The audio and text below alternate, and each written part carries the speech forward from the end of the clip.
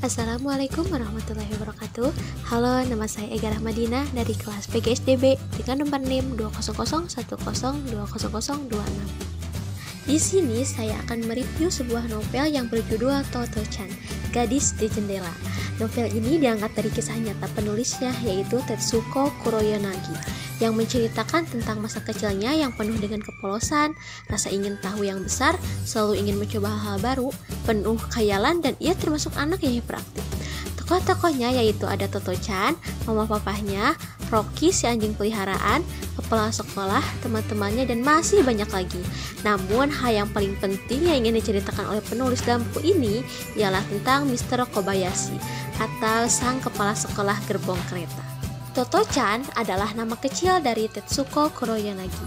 Ia sewaktu kecilnya pernah berganti sekolah, bukan karena ia tidak pintar, tetapi ia memiliki rasa ingin tahu yang sangat besar dan tidak akan berhenti sampai rasa ingin tahunya itu terpuaskan. Seperti saat ia berdiri di dekat jendela menunggu kedatangan kelompok musik jalanan, karena ia sangat menyukainya, ia tetap menunggu di dekat jendela, padahal jam pelajaran sedang berlangsung. Dan Toto-chan juga pernah terus membuka dan menutup meja sekolahnya karena ia merasa senang dengan hal itu. Ia terus membuka dan menutup meja tersebut. Semua yang ia lakukan membuat para guru di sekolahnya tidak tahan dengan tingkah Toto-chan. Mereka beranggapan bahwa Toto-chan adalah anak yang nakal dan sulit diatur, sehingga ia pun dikeluarkan dari sekolah. Padahal sebenarnya mereka hanya tidak mengerti bagaimana cara memperlakukan anak seperti Toto-chan. Mamahnya pun mencarikan sekolah baru untuk Toto-chan, dan ia menemukan sekolah yang jauh berbeda dengan sekolah dasar konvensional lainnya. Sekolah ini bernama Tomoe Gakuen. Gedung sekolah ini dari gerbong-gerbong kereta yang sudah tidak terpakai. Bahkan, pilar sekolahnya pun terbuat dari 2 buah batang pohon yang masih hidup. Hal itu membuat Toto-chan merasa sangat tertarik dan ingin segera bersekolah di sana. Toto-chan pun bertemu dengan kepala sekolah dan ia malah disuruh bercerita tentang dirinya dan tentang apa saja yang ia suka. Kepala sekolahnya pun mendengarkan dengan penuh antusias dan meresponnya dengan baik. Padahal ia bercerita sangat lama. Pada saat itu, Toto-chan merasa sangat senang dan berpikir dia akan sangat menyukai calon kepala sekolahnya itu. Segala apa yang ada di Tomoe tidak dapat ditemukan di sekolah manapun. Mulai dari gedung sekolah, sistem pengajaran, sampai acara makan siangnya pun berbeda.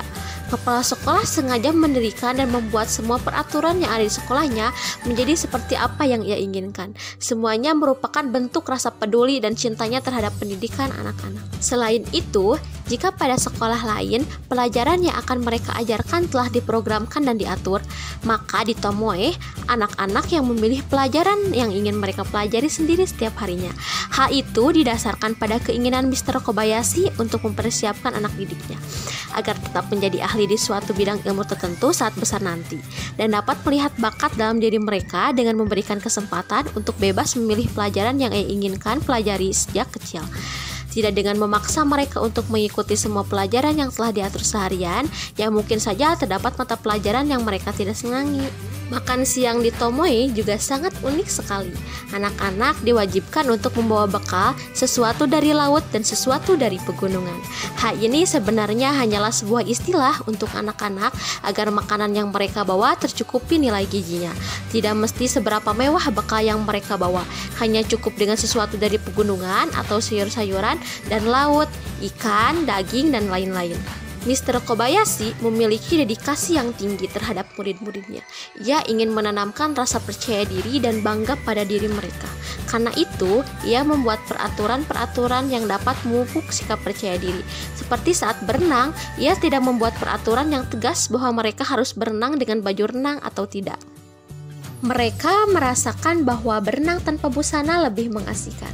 Ia membiarkan anak-anak untuk berenang tanpa busana karena ia beranggapan bahwa dengan mengizinkan anak-anak untuk berenang tanpa busana, murid yang mengalami kekurangan fisik di Tomoe akibat sakit, terutama Yasuaki-chan, dapat menghilangkan rasa malu dan rasa rendah dirinya dengan terbiasa untuk bermain telanjang dengan temannya yang lain. Suaki-chan tidak perlu merasa malu atau risih dengan keadaan tubuhnya yang berbeda dengan anak-anak lain akibat sakit polio yang ia derita. Bahkan saat Toto-chan menjatuhkan dompet kesayangannya ke dalam kakus, kotoran itu dicedok sedikit demi sedikit ke atas permukaan tanah oleh Toto-chan untuk mencari dompetnya. Kepala sekolah yang melihat kejadian itu tidak memarahi sama sekali, karena ia tahu jika Toto-chan mati-matian mencedoki kotoran demi barangnya yang hilang, pasti barang itu adalah sesuatu yang sangat berharga bagi dirinya.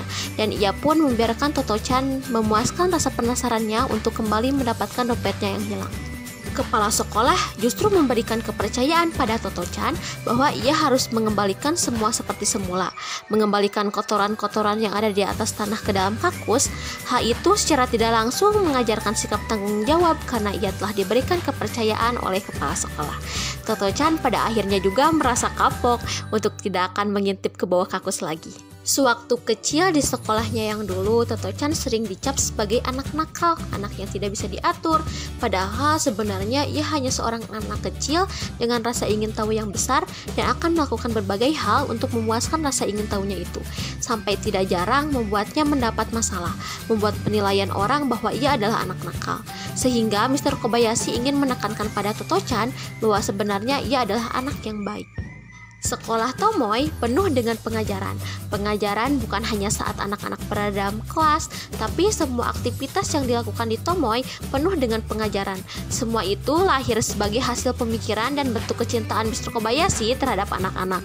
Mengingat kenangan-kenangan saat mereka bersekolah di sekolah gerbong, Toto-chan bersama temannya yang lain menyadari bahwa betapa hebat dan berharganya Mr. Kobayashi bersama sekolah Tomoe Gakuen.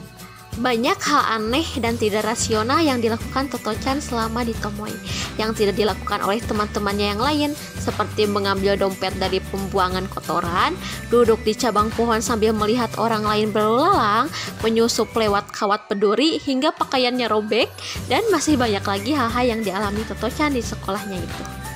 Pokoknya novel ini sangat recommended banget deh. Selain menginspirasi, buku ini juga banyak pelajaran yang bisa diambil. Tentunya bagi saya selaku calon pendidik, semoga dapat mempraktikkan ilmu yang dilakukan Mr. Kobayashi dalam hal mendidik seluruh siswanya. Buku ini mengandung pesan bahwa mungkin ada orang yang menganggap watakmu buruk. Kamu bukan anak baik, tapi sebenarnya kamu tidak seperti itu.